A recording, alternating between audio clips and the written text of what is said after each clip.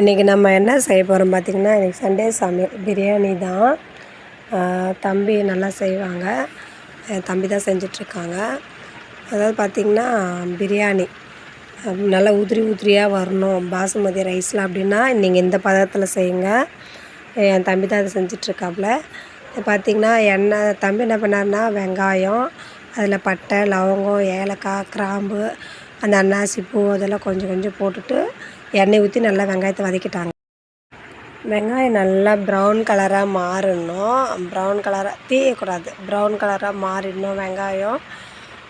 அது நல்லா வெங்காயம் ப்ரௌன் கலராக மாறினதுக்கப்புறமா மிளகாத்தூள் போடுறாங்க தம்பி. மிளகாத்தூள், தனி மிளகாத்தூள் போட்டிருக்காங்க. இப்போ தான் மசாலா பார்த்திங்கன்னா எல்லாமே அந்த வெங்காயத்தோடயே போட்டுட்டாங்க. கொஞ்சம் பிரியாணி மசாலாவும் போட்டிருக்காங்க, கரம் மசாலா தூள் கொஞ்சம் போட்டிருக்காங்க. இது எல்லாமே அந்த வெங்காயத்துக்கு அடுத்தே போட்டாங்க. இப்போ போட்டது பார்த்திங்கன்னா புதினாவும் கொத்தமல்லி தலையும் இந்த ஸ்டேஜ்லேயே போட்டுட்டாங்க. நீங்கள் இந்த மாதிரி பிரியாணி செஞ்சு பாருங்கள், நம்ம செம்ம டேஸ்ட்டாக இருக்கும். நல்லா பிரியாணி உதிரி உதிரியாக வரும், டேஸ்ட்டும் சூப்பராக இருக்கும்.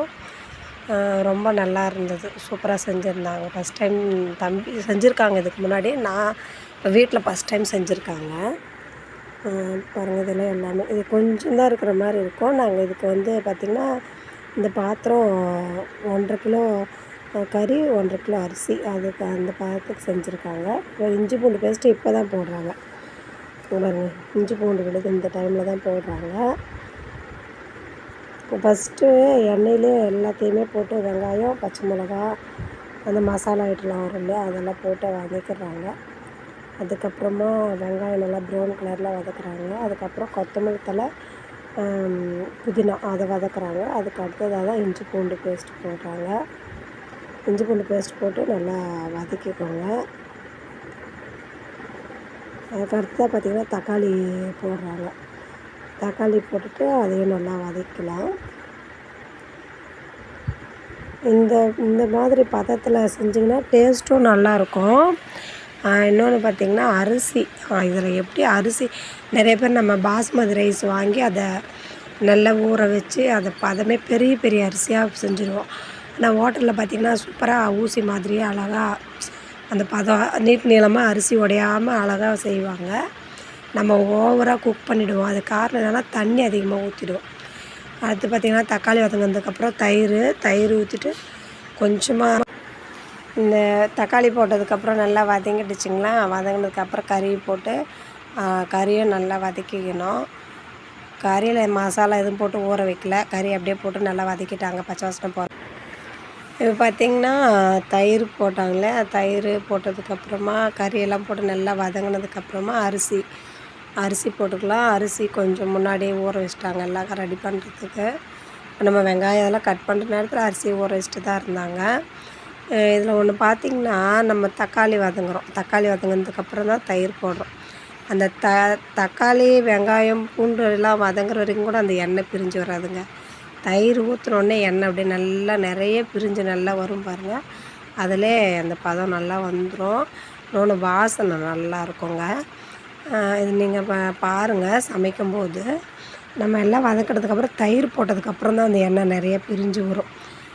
அப்போ தான் அந்த மொத்த எண்ணெயுமே நிறைய பிரிஞ்சு வரும். அரிசி கொட்டி தண்ணி ஊற்றலாம். தண்ணி அளவு தான் ரொம்ப முக்கியம் பிரியாணிக்கு. இப்போ இதில் பார்த்திங்கன்னா தண்ணி எவ்வளோ போடுறாங்கன்னா, 1 டம்ளர் அரிசிக்கு 1.5 டம்ளர் தண்ணி, அந்த கணக்கு. அது 1 கிலோ வந்தாலும் சரி அதே மாதிரி தான். 1 கிலோ அரிசிக்கு நம்ம எந்த கப்பில் அளக்குறோமோ அதில் 1 கப்பு அரிசிக்கு 1.5 கப்பு தண்ணி, அவ்வளோ வச்சுக்கோங்க. அப்போ தான் கரெக்டாக நல்லா உதிரி உதிரியாக சூப்பராக வரும். இது தம் பிரியாணி.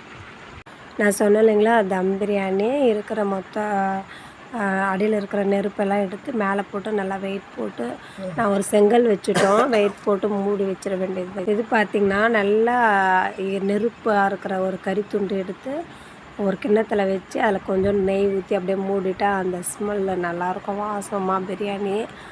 அதுக்காக தான் இது வச்சோம்.